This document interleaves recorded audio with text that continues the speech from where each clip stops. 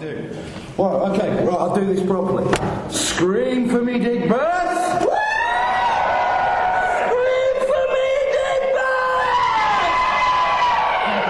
That works. Actually, that's wrong. Chris, have you changed over the past 20 years? Actually, that's wrong, because we're in Birmingham, and it should be done properly, which would be Aussie going...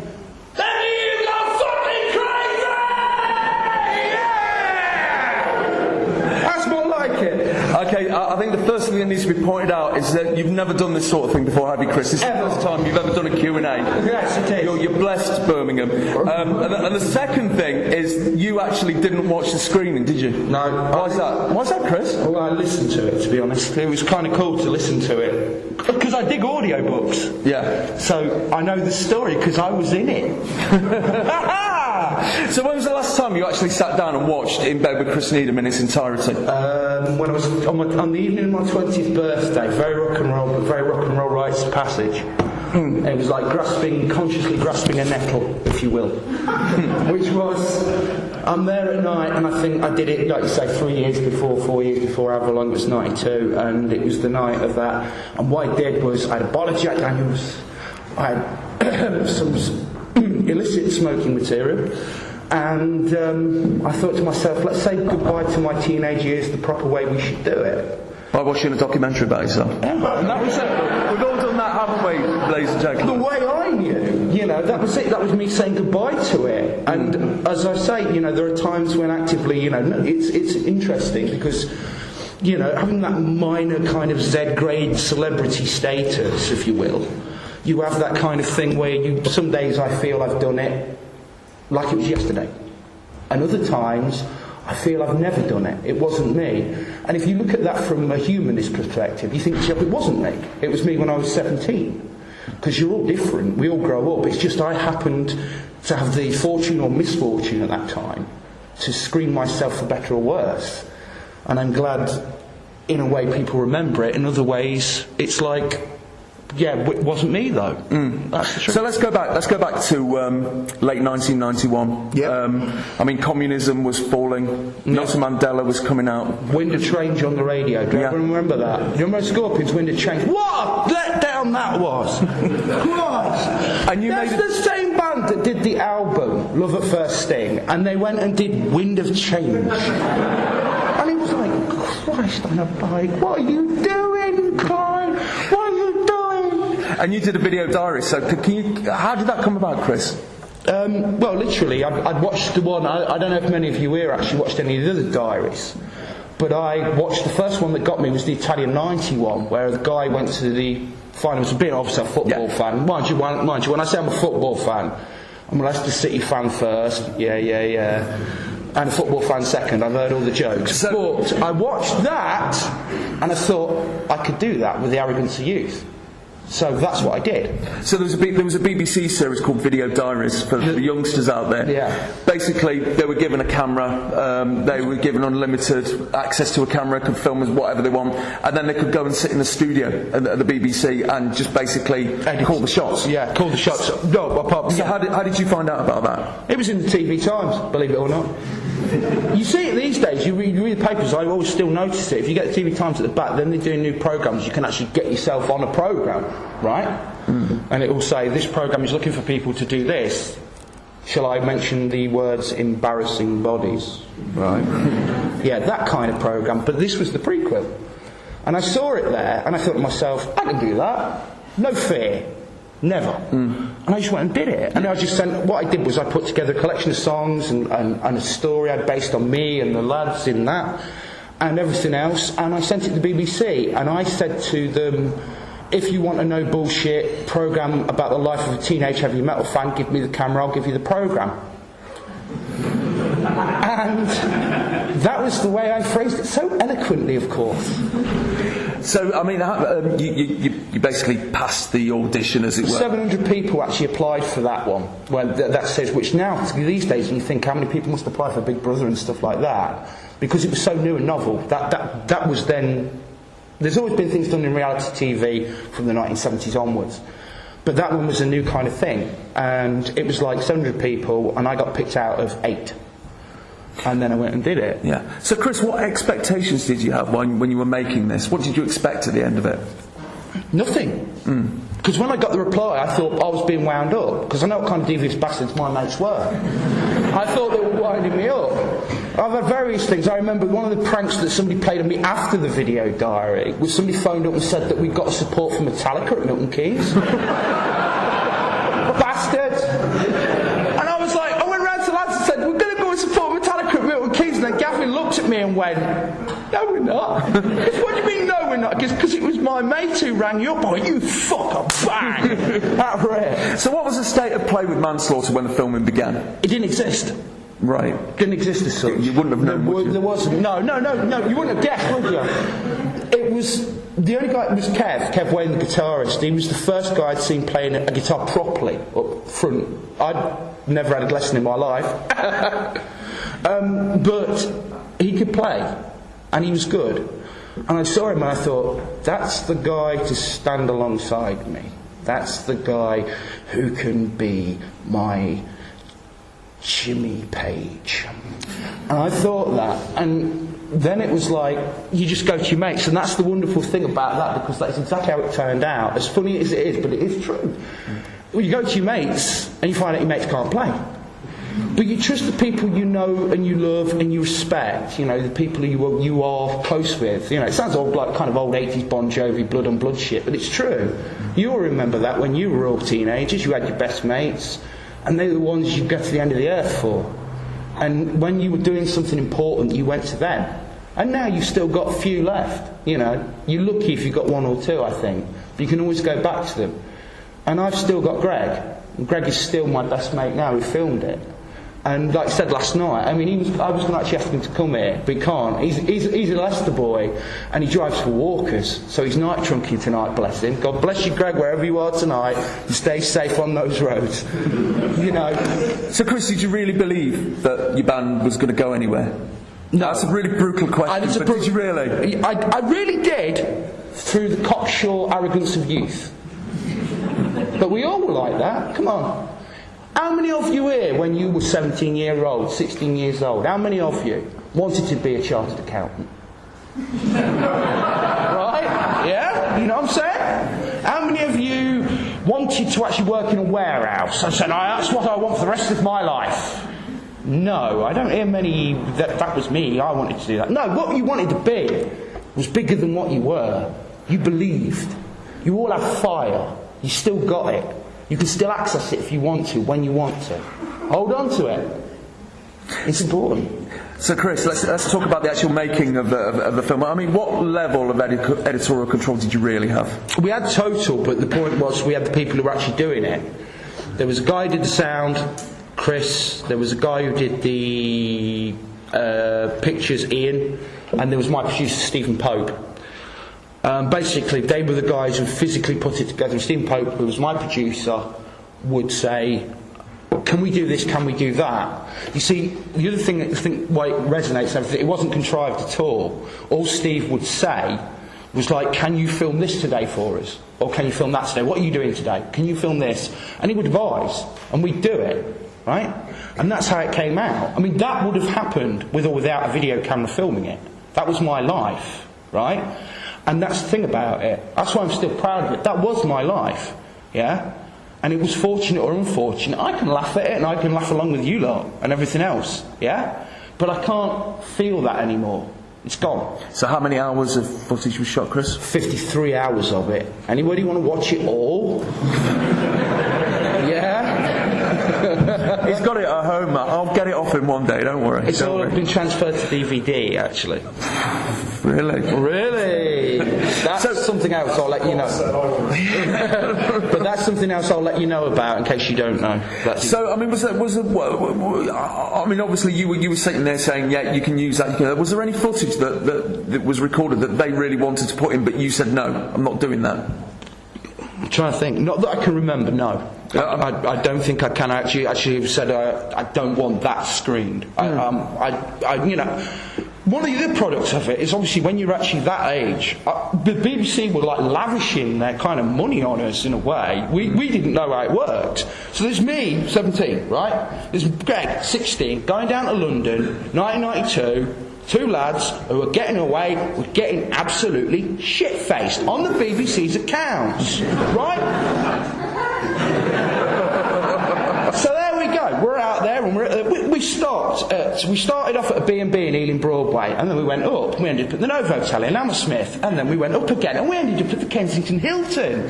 Lovely. £70 of champagne in your minibar. Wonderful.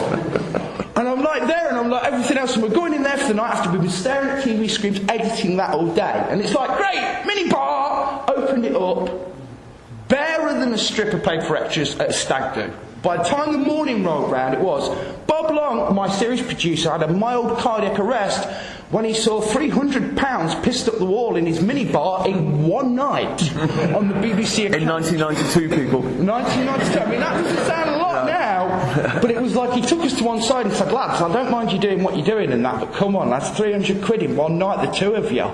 So Chris, you've seen this programme kind of like take shape and gestate and all this kind of ramble. Are you thinking, oh, hang on a minute, I'm not sure that this is how I want to be portrayed?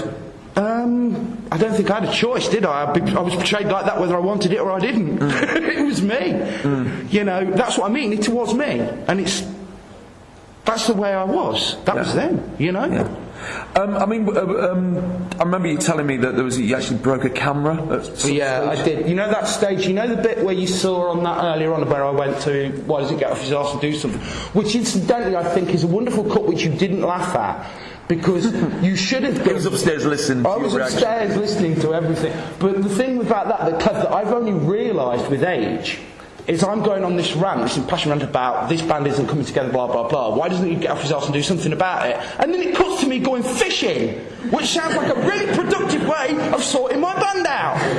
Right? Did do Roger Daltrey any on though, Chris? Or Agent Smith via Maid, Big Fisherman. But when that scene was done, it was that scene. At the end of that scene where I was really pissed off that day. I had an argument with Jane, home and everything else. God, weren't we a tight couple, eh?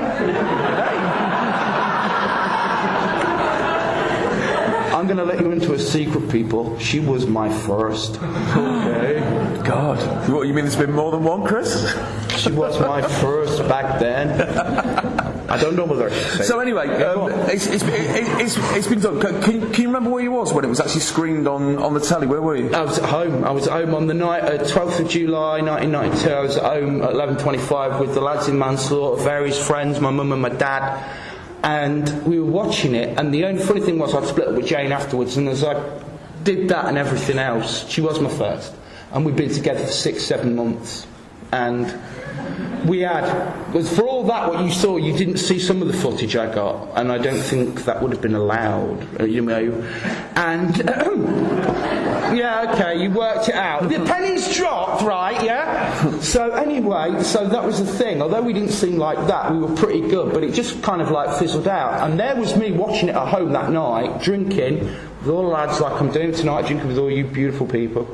And the thing was, it came up Jane, girlfriend. And she wasn't. And that hurt. Being a teenager, it hurt. And I walked out of the room with my can of Heineken in one hand, my broken heart in the other, walked back in, and then watched the Maiden Minute and went, yeah. Yeah, the Maiden Minute is the minute of fast cuts. And Obesity Challenge, which is the full version of, is brilliant. Well, you don't know, you see little bits of that, and I was talking to Greg about this last night as well. When you see a little bit in the minutes, that took Ian a whole weekend to get that right and absolutely together. That 1 minute, yeah? And you see little bits and everything else, and there's a bit there with me wrapping sellotape around my little brother's head, right? And the funny thing was, we did it on the Obesity Challenge night, yeah? And when we did it, it was really funny, and he went, fuck off, to the camera like this, and everything else growing up with us, yeah? And afterwards we had to take the tape out. Oh. Boy, he wasn't laughing then. It was really funny. It was like, he's going, and you got in the background of the Obesity Challenge when we were doing it, you could hear in the background him going, like that, don't do it, don't touch it, like that. And he's doing this, and so we're undoing the tape from his head. shed and everything else, and you have to go downstairs and everything else, and I got so much trouble. It was untrue. So, Chris, after the diary was screened, what reaction were you getting off people? It was actually, to be pretty inconsequential, to be honest. It wasn't like it is today. You know, if you do something like that, there's a certain factor expected of it. You're doing something like that. It's a really good thing that me and Al were chatting about earlier on. If you were doing that today as a 17-year-old, you'd have expectations, you'd be more savvy, right? No savviness. That was just what I was doing, right? You'd expect deals, wouldn't you? I mean, you come after, I'm doing it, that's what we said, Yeah. you're doing it for this reason. I want to do this television programme because I want to go here or want to go there. I didn't. I was just filming my life. I wanted to be a rock star. There was nowhere else to go, was there? No, living in Loughborough or living within 7 miles of Loughborough. It's like, the other thing we talked about was provincialness and everything else. About Birmingham's the home of metal. Full stop, right? Black Sabbath, track 1, side 1, first album. That is heavy metal. Everything else is just interpretation, right? Judas Priest made it quicker. And the Priest ruled, right? Balls, that's it, end of story. And never forget, half of Led Zeppelin came from it. Right? Now, nobody can argue with that, whether you like metal or you don't. Half of Led Zeppelin came from Birmingham, right? But the funny thing is, metal fans are very provincial. We tend to come from out the little villages and the little towns. We're like an army nobody knows is there. And we're just waiting. We're just waiting. We can smell you though, Chris. Well, yeah, exactly. Well, that's what's name. That's Red Square, you cheeky cat. Go on. So what happened to Manslaughter afterwards? After the cameras were switched off, did the music live on? Yeah, the music lived on. We just went on and did it. And partially that was one of the things actually related to what you just said. That was about, we did carry on. You got this kind of notoriety because a lot of people had seen it. I mean, even I was kind of gobsmacked when I heard the final figures. For like that series, that was the highest screened one. 2.2 million people watched both screenings. And I thought, shit, 2 million people in this country have seen me do that.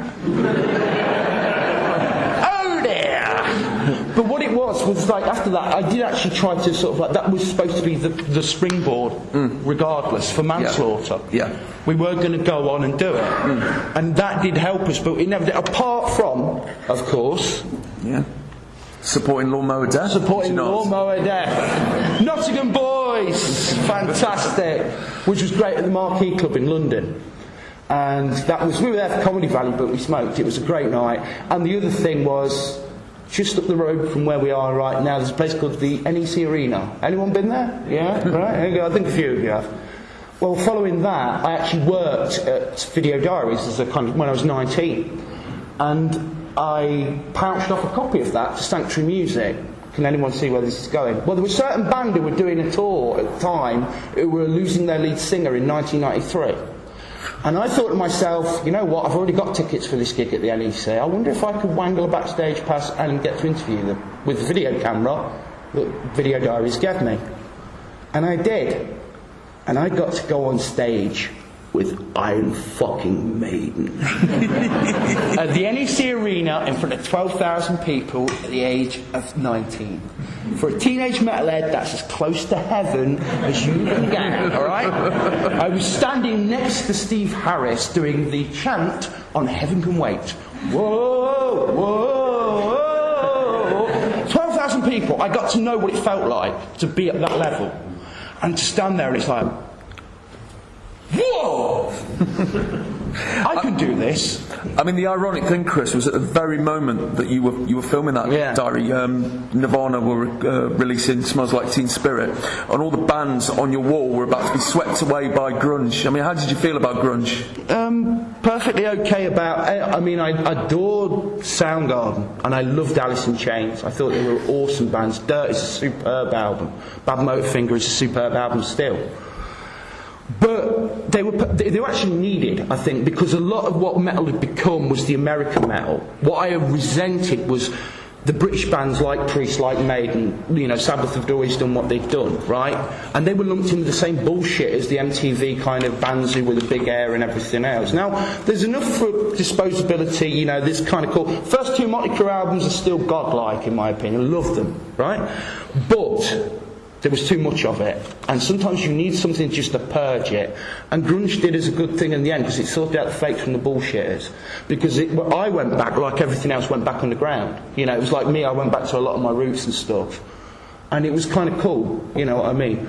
And I thought Nirvana were a perfectly pleasant band. They were great. They were a pop band that played with big fuck-off attitude guitars. Although I always thought the best tribute ever paid to them, accidentally, by the way, maybe it's just me feeling twisted, was Rob Flynn when he wrote Machine Head Davidian, when the lines went at the bullet connects at last, let freedom ring with a shotgun blast. Thanks, Kurt. See you, mate. I never thought he was the saviour of rock and roll. So, Chris, I mean, in the video diary, you spoke about the dream you had of seeing a fairly big gravestone. Fairly big. With your name and June 1992 written on it. I've got two questions. Number one, did you actually die in June 1992? No, I nearly did, but I choked on vomit, but I don't know, it wasn't my vomit. Okay. It was somebody else's vomit. It was Greg's, was it? Yeah, it's really difficult to dust for vomit, you know what I mean? So how did you feel when that month actually arrived? A trepidation, but the point was, it was like, what made me realise, it was like it's those pre-anxiety dreams. It says, and I think it was just about that being screened. June, July. And it was like, that whole month I was like, it was there at the back of my mind. If there's one thing I do, I still dream quite vivid. Even now, I do. And it's like kind of strange and everything else. It's a beer, mate. No, because I don't drink beer every night. I try, don't get me wrong. Cocaine every night, hookers every night, maybe. But, you know. So let's dip into the Where Are They Now file. Where are Manslaughter now file? Greg's in his crisp van tonight. Well, no, he drives the big ones. He's a big crisp van. No, he drives Arctics for Walkers. He's still my best mate. He's wonderful. Martin has had a tough time with it. Mr. Piggins has had a tough time with it lately. He lost both his parents eventually. And they're both getting old, one very quickly after the other. And I know he's living with his sister. Kevin, I think, has moved to Nottingham. Good lad. Surprisingly. He's got the right idea. Yeah, right. He should have moved to Birmingham or Digbeth. You know, that's what I'm saying. Much better place. Do you still see Jane? Occasionally. I saw her about 2 weeks ago with her mum in the post office in Selby. There you go. That's surprising, isn't it? And Gav phones me. He's the other one. Actually, Gav is the one who's I'm the most kind of sorry for. Because he really... I said that Kev was my Jimmy Page, but Gav Skinner was. I mean, that guy, seriously, what you saw of him there. You loved the bit when we do the You Shook Me All Night Long, the bit when he actually does the bass, and you see he puts the wrong finger up to give the camera the finger. Right? He goes like that. That sums up the whole thing to me. Right. It's really does. Fingers width. Coming so close. Well, it's just so close, but not quite. Quite enough. But afterwards. But the funny thing was, Gavin was a really, really good guitar player. Seriously. He could do Blackmore's stuff inside out. You know what I mean? He kind of had all the kind of what you call Deep Purple family tree on vinyl. And he could play every Blackmore solo back. And he was 15. And he could play all that. And it was like...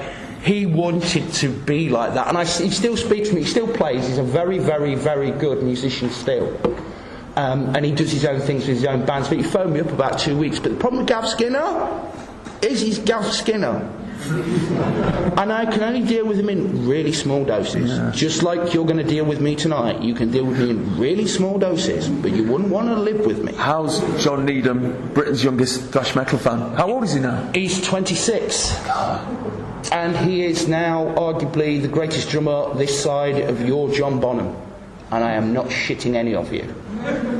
He's in a band, isn't he? Yeah, he's in a band called Dirty Jack, who are currently competing to play at the O2 Arena. And they are phenomenal. They are really, seriously phenomenal. They have got a world-class vocalist who's got ultra-distinctive vocals. They are commercial rock. They are not metal, but they've got elements of everything. And they could bridge entire genres. And they've got the ability to write and play. And my brother has played with me. He was my drummer. When Manslaughter folded, through various reasons, they wanted to play heavier, deathier music.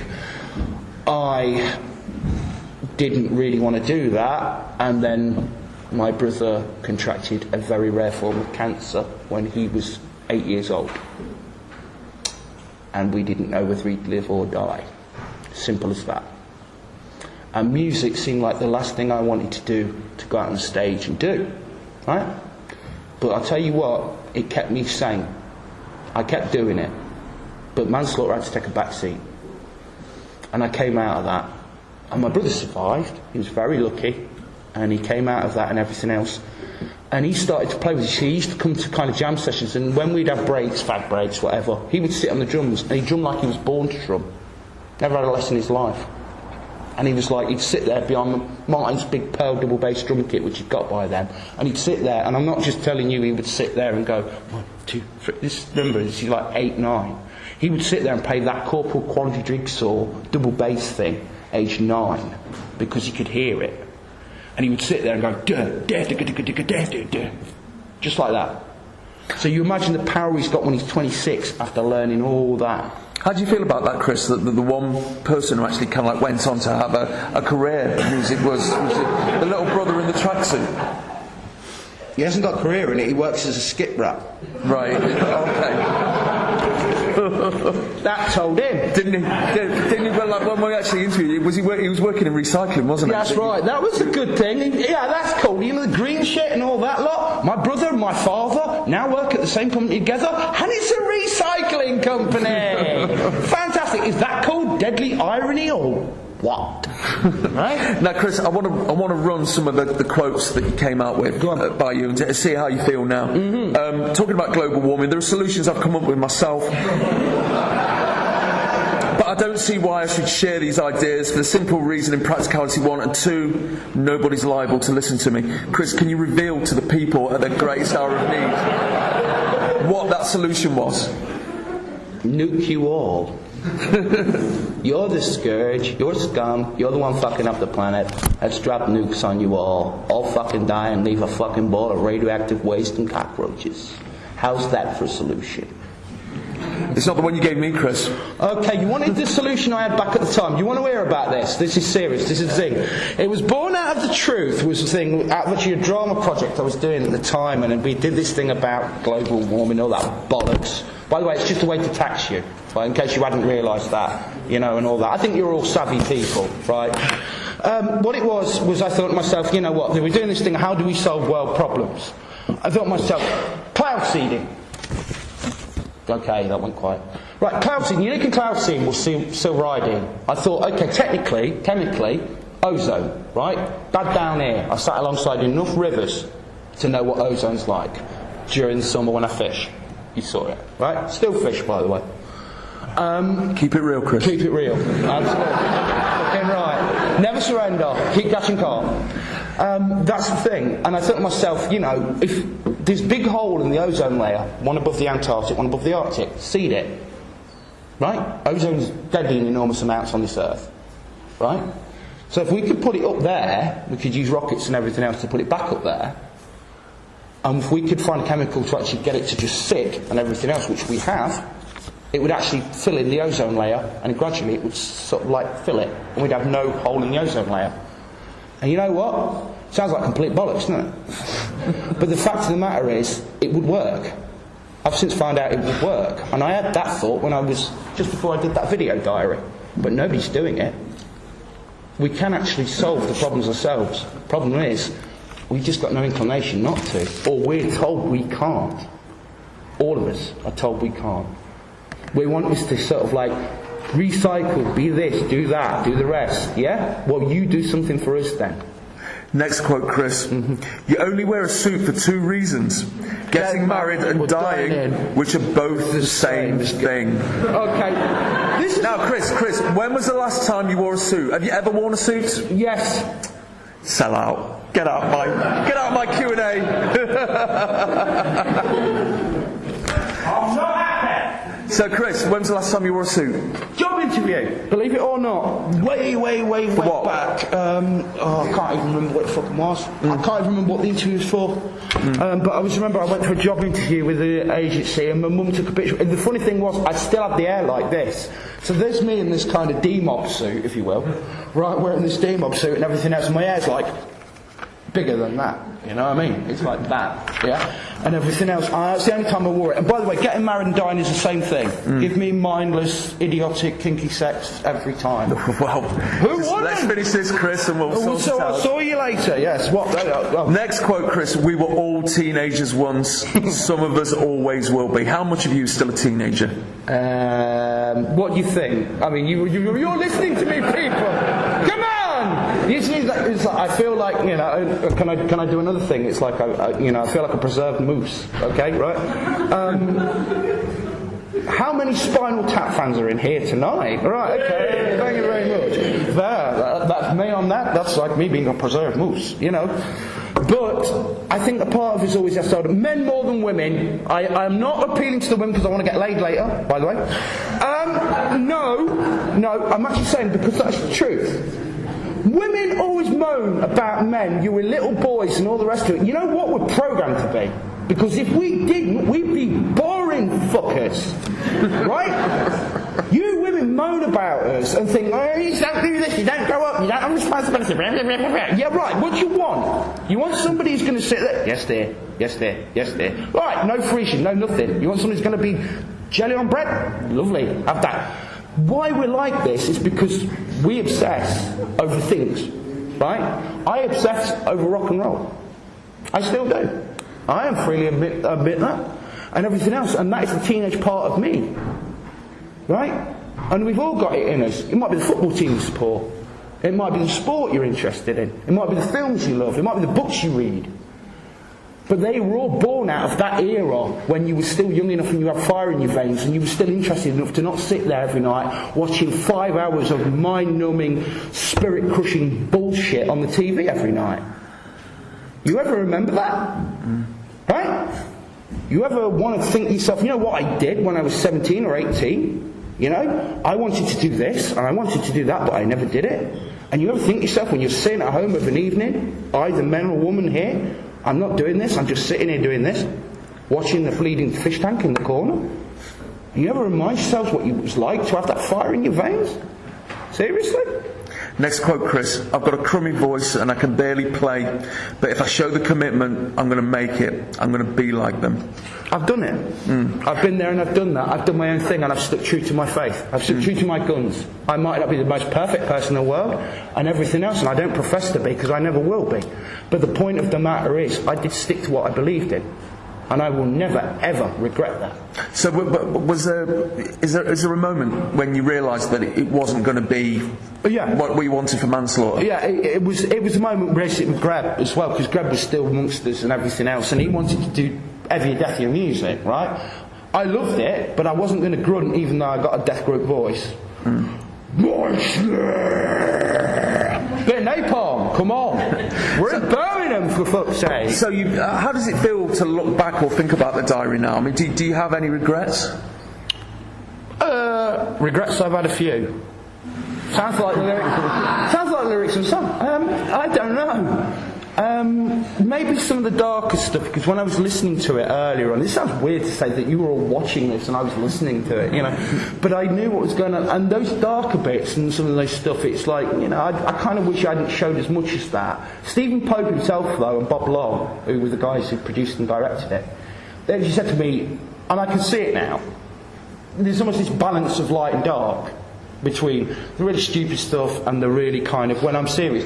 That was my life. I'm not going to apologise. I'm not going to pretend that wasn't me, because I really hurt then. Those nights, that night where I feel like I'm a moral preacher, and I loved it, you were quiet, and I was like, out kind of touched, because it was like I could hear that, and I thought to myself, you know, they are digging that. They are understanding that was real, but I can't feel that pain anymore. It's like a wound you had years ago. But now you can see it, but you can't feel that pain from that wound anymore. I think the thing is, Chris, is that when you, I mean, I've seen it so many times, you know. Yeah. But, I mean, the first time I saw it, I pissed myself laughing. Yeah. And then on a minute-by-minute basis, I thought, hang on a minute, I'm not really laughing at you. I'm starting to think, hang on, what would a documentary be like about me when I was 17? You know, I'm not going to come out any better. And so when you're laughing, you're basically laughing at the state of being a teenage male. Yeah, you are. Because it is 1 minute you're absolutely depressed about the state of the world, and then the next minute you're pissing about with your mates. Yeah, it is. That's the truth, and it is. And it's like you say, that's the thing. Watching it as an adult is difficult because you're like that. Yeah. You are not that person anymore. Yeah, and as time goes on, it becomes more of a nostalgia trip as well. Yeah. So you've got that factor kicking in as well. Yeah, as well, and you're thinking, oh God, but it's just different when you were actually the person who the programme was made about, you know? It's like you're sitting there. Well, look, we're going to open up to... Nice one, Chris. Rock and roll. Oh! Beautiful! We're going to open it up in a minute. I've just got one more question. If you could go back in time to that 17-year-old lad, what would you tell him? Stay true. He did. He'd be proud of me. He would. I think he would, because I know then that I look back on it and I know that manslaughter were a complete ramble, to quote this guy. And I know that I didn't have the best kind of voice in the world and I couldn't play guitar. All that mattered to me was rock music. All that matters to me still, 20 years later, is I love my rock music. Now I do my own thing. It's me, right? Nobody tells me any otherwise. And now I can play the solos I want to play. I can structure the chords I want to do. The music you've been listening to tonight is from the CD. It's a CD. There is a very special version of I Don't Want to Save the World on there, which I recorded specifically for tonight for you good people, which is a 2011 remix of it. This is all me. But you can always think of that bloody thing we filmed at the Trocadero Centre at the end when I've got jeans that look like I'm a ghost because it was blue on blue background. Oh, you did things, did you, Chris? Yeah, the thing was, actually, there's notice that's technology coming along. Nowadays, you see all the Hollywood CGI stuff, they use green backgrounds. Back then, it was all blue. And it's like, technology kind of alters. But I think he'd be proud of me because he stuck to his guns. And he believed, and he still kept. And I'm still here. And that's the other thing, because there were parts of me over the years where I'm actually, in a way, I'm surprised I am still here. And that isn't no fake, Jake. Because of certain things that have happened to me in my life, like everybody else. You know, you've been that close to the edge of stuff when things have happened to you. You've lost people, you know. You've had stuff like that, and you feel you can't carry on. And the one thing that's carried me through it, apart from my family, obviously, and my friends, is rock music. Rock music kept me sane. Rock music kept me going. That's how important it is to me. And I wouldn't be without it. And I thank the gods that you lot here in Birmingham gave the world Led Zeppelin, Led Zeppelin, Black Sabbath, Judas Priest, because they have been my gods and have kept me sane for so long. And that's important to me, because I can always go there and hear them. So my 17-year-old self will be proud, and this 36-year-old self as well. And I'm not just showing this because I wouldn't say this anywhere else, but here in Birmingham, because I'm at Birmingham tonight. Your city gave the world the best music. Breast music. Yeah, but your fair city gave the world the greatest musical genre in history. Full stop. And tis was. And tis. Thank you, Birmingham. Thank you, Birmingham. All right.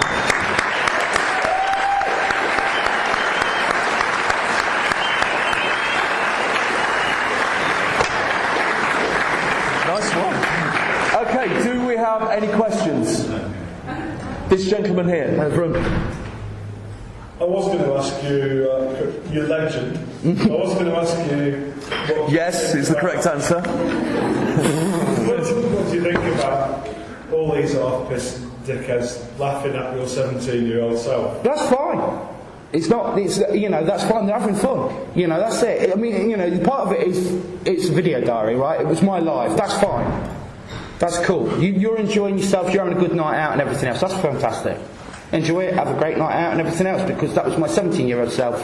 You're not laughing at me now, although you have laughed at me now, which is cool, because I'm here to entertain you. And the part of, if you're interested enough to come and sit here tonight, and thank you, by the way, for selling this bastard out, because you have done, which is good, so thank you very much. But that is true. It's just like, cool, thank you, people still interested. They want to come and see it, whether it's the first time, or like in the 305th time, or 7th, actually, Chris. 7th, alright, yeah. But that's it. But that's the way it is.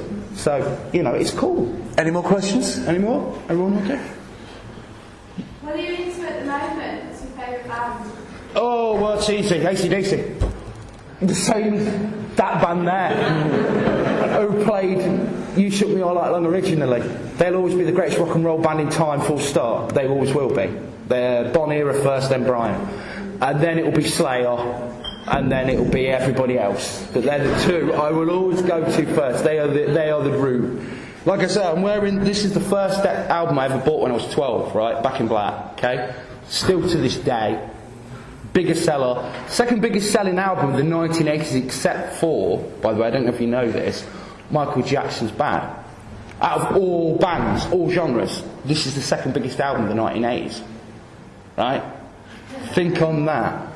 We won! We won! All the syndromes bollocks, all the pop bollocks, all the Kylie and Jason, all that shit, all that in the 1980s. They lost! We won! Alright? We won! Alright? Okay? It's important, we never surrendered. We never did! Any more questions? Any more questions? Lady over here.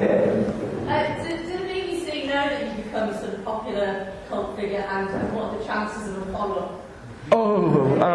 The BBC have been like that kind of... The follow-up thing, actually, this is the other thing, actually, the very good question there. If you're wearing your knot, what is happening very shortly is they're going to be turning that, at some point, into a feature film. I shit you not. I shit you not. Right? The same company that did Control? Yeah, same company. You're like Ian Curtis, Chris. Yeah, obviously. Keep him out of your kitchen. Yeah, well, exactly.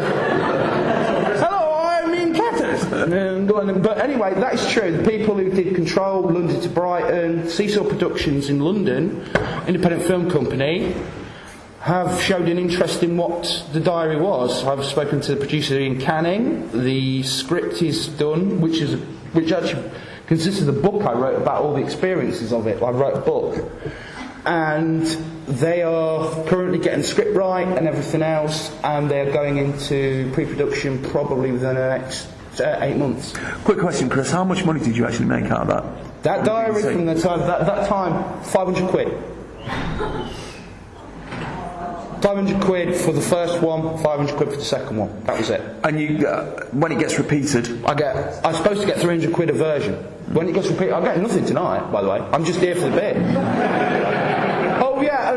But can we? But before we do, anybody got any more questions? I've got a question for you lot. Is there any good strip bars nearby, or is there any good really good rock nightclubs? Is there any good really rock nightclubs nearby? We're going on. We're going on. Yeah, we're going up the road in a bit to rock and roll and party all night long. Are we? Yes, apparently we are. Any more questions?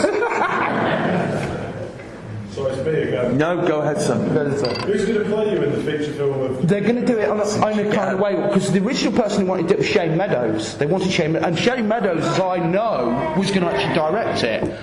And Shane Meadows, as I know, was inspired by that. Believe it or not, that's what got him into doing this kind of stuff. And he's a Nottingham boy, right? Yeah, he's from Nuneaton. Nuneaton. Yeah, he's going to give... All right, splitting hairs. But anyway, we wanted him to direct it. Nuneaton's not in Nottinghamshire.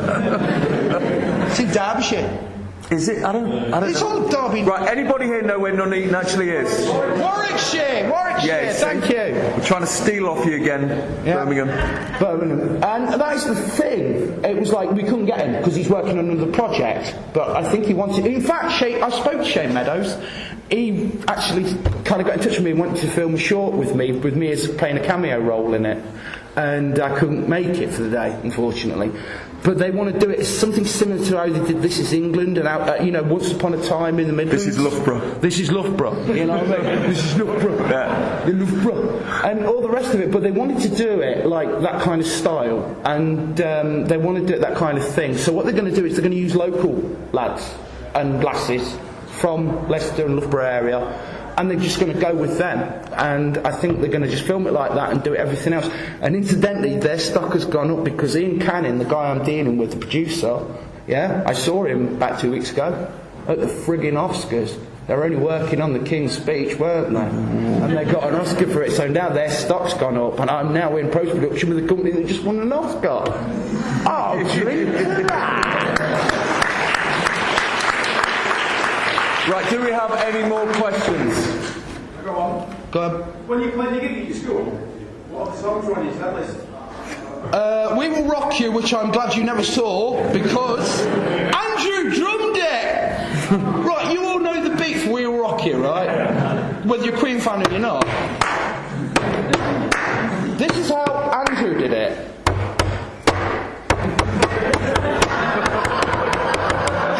Seriously? And it didn't have a guitar solo either. Oh no, how did you get out of that? Because I stood at the front giving it my best Freddie. Oh, there's an image, isn't it?